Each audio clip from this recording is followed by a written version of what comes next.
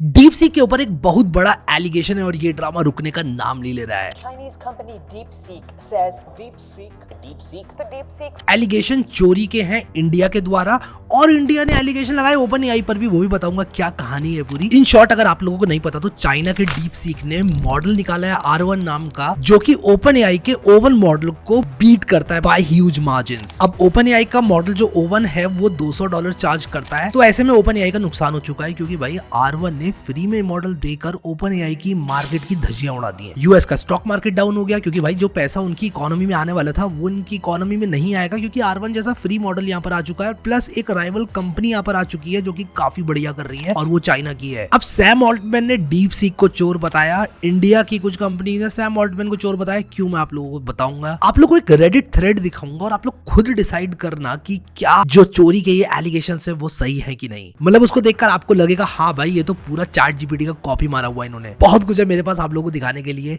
Start करते हैं video को। अब आगे बढ़ने से पहले आपको बता दूं डिस्टिलेशन का प्रोसेस क्या होता है। तो शॉर्ट में अगर बताऊं तो डिस्टिलेशन का जो प्रोसेस है वो ये है कि हम एक मॉडल का इस्तेमाल करते हैं दूसरे मॉडल को ट्रेन करने के लिए। तो ये जो टीचर मॉडल है वो स्टूडेंट मॉडल को बेहतर बनाने में हेल्प करता है। ये एआई में एक कॉमन प्रैक्टिस है, लेकिन ओपन एआई की अगर हम लोग बात करें तो उनकी टर्म्स एंड कंडीशन में लिखा हुआ है कि अगर आप लोग GPT 4o को या फिर ओपन एआई के ओवन को इस्तेमाल करते हो तो आप ये नहीं कर सकते। आप उनके मॉडल का इस्तेमाल करके दूसरे मॉडल्स नहीं खड़े कर सकते, लेकिन एलिजली डीप सीक ने ये कर दिया है और इसीलिए OpenAI is mad on them. David Sacks जो कि एक साउथ अफ्रीकन और अमेरिकन एंटरप्रेन्योर है, उन्होंने फॉक्स के साथ एक इंटरव्यू में कहा है कि हमारे पास सब्सटेंशियल एविडेंस है कि चाइनीज एआई कंपनी ने नॉलेज डिस्टिल करके ओपन एआई के मॉडल्स को चुराया है। यानी कि इन्होंने जो डेटा यूज किया ना वो ओपन एआई के मॉडल से ही डायरेक्टली आ रहा है, और अगर ये सच है तो भाई ये बहुत गलत है। लेकिन जो ओपन एआई ने इंडिया के साथ किया वो सही है क्या? आपको दिखाऊंगा क्या किया ओपन एआई ने इंडिया के साथ अभी। तो कुल मिलाकर इन लोगों का ये कहना है कि चाइना ऐसा एआई बना ही नहीं सकता। इन्होंने सारा डेटा हमसे चोरी करके फिर मॉडल को ट्रेन करके इस लायक बनाया है। सैम ऑल्टमैन ने भी कहा है कि वो अपने एम्प्लॉइज से बात कर रहे हैं और ये समझने की कोशिश कर रहे हैं कि ये चोरी है कि नहीं है, और अगर है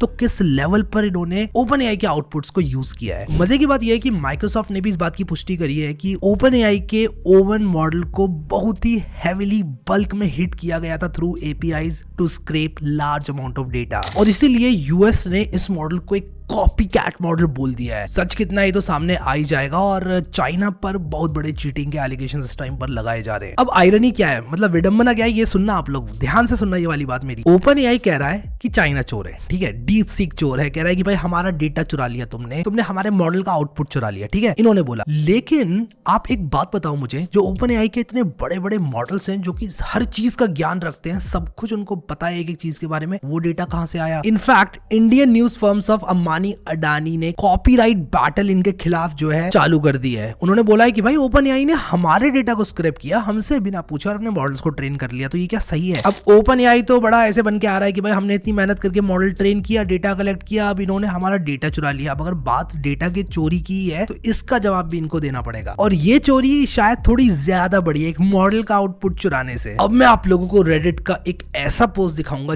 जिसको सुन के आपके दिमाग की धज्जियां उड़ने वाली हैं और आप भी कहोगे कि यार क्या सच में चाइना ने चोरी करी है। और ये पोस्ट है, आपको दिखाता हूँ। यहाँ पर डीप सीक से जब पूछा जा रहा है कि तुम कौन हो, तो उसने डायरेक्टली बता दिया कि भाई चैट जीपीटी का मैं एक वर्जन ही हूँ, चैट जीपीटी की बातें वो कर रहा है। और देखो किसी ने पूछा कि भाई तुम्हें किसने बनाया, who are you and who made you, और पता है उसने क्या आंसर दिया? ChatGPT by Open AI, Claude by Anthropic, DeepSeek by the DeepSeek team. ये अलग अलग आंसर्स अलग अलग इंस्टेंसेस पर दिए, और लोगों ने यहाँ पर स्क्रीनशॉट्स जो है वो इसको प्रूव करने के लिए लगाए हैं। सच क्या है वो सामने आ जाएगा। अभी बहुत बड़ी इन्वेस्टिगेशन चल रही है और बहुत धक्के में है यूनाइटेड स्टेट्स। चाइना आज की तारीख में एआई रेस में बहुत आगे जा चुका है। चाइना में बहुत अच्छे अच्छे मॉडल्स रिलीज हो रहे हैं। अलीबाबा ने अभी रिसेंटली मॉडल रिलीज किया है जिसने ओवन को बीट करने की पुष्टि करी है। फिर एक और मॉडल है यहाँ पर किमी के 1.5 के नाम से, उसने भी ओवन को कुछ बेंचमार्क्स में बीट करने की पुष्टि करी है। आप ये ग्राफ यहाँ पर देख सकते हो, और यहाँ AIME और मैथ 500 बेंचमार्क में किमी ने आउट परफॉर्म ट्रांसफॉर्म कर दिया है ओवन को, ऐसा इनका कहना है। अब सवाल यहाँ पर ये है, क्या ये सब डेटा की चोरी का खेल है या ये एक्चुअल में इनका आर्किटेक्चर इतना अच्छा है? और अगर इनका आर्किटेक्चर इतना अच्छा है तो क्या वो प्लेयर्स जिनके पास इनसे भी बेहतर डेटा है इनको दोबारा आउट परफॉर्म नहीं कर सकते इन्हीं के आर्किटेक्चर का इस्तेमाल करके? ये सारे सवाल हैं जो कि मेरे दिमाग में तो आ रहे हैं यार, आपके दिमाग में आ रहे हैं कि नहीं मुझे बताना कमेंट सेक्शन में। और आपको क्या लगता है लॉन्ग टर्म एआई रेस कौन जीतेगा? अब बहुत सारे लोग पूछ रहे थे कि यार एनवीडिया क्यों डाउन है, एनवीडिया को क्या फर्क पड़ रहा है? तो फर्क ये पड़ रहा है भाई साहब कि जो इंडस्ट्री स्टैंडर्ड है कूडा, जिसका इस्तेमाल किया जाता है मॉडल्स को ट्रेन करने के लिए, जो डीप सीक है उसने पीटीएक्स प्रोग्रामिंग का इस्तेमाल करके ये चीज की है। और एनवीडिया जो कि कूडा को रैप कर करके बेचता है वो शायद फ्यूचर में नहीं बेच पाएगा। और वो लोग जिन्होंने फ्यूचर को बहुत दूर से देख लिया है उनको एनवीडिया का डाउनफॉल दूर से दिख रहा है, जिसकी वजह से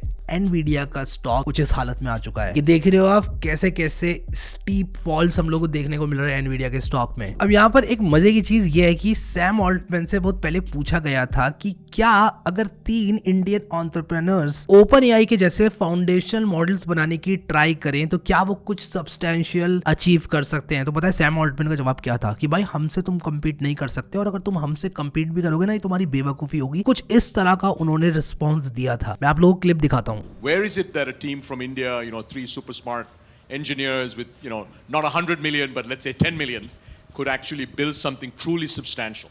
Look, the way this works is we're going to tell you it's totally hopeless to compete with us on training foundation models. You shouldn't try, and it's your job to try anyway. And I believe both of those things. I think it is pretty hopeless, but.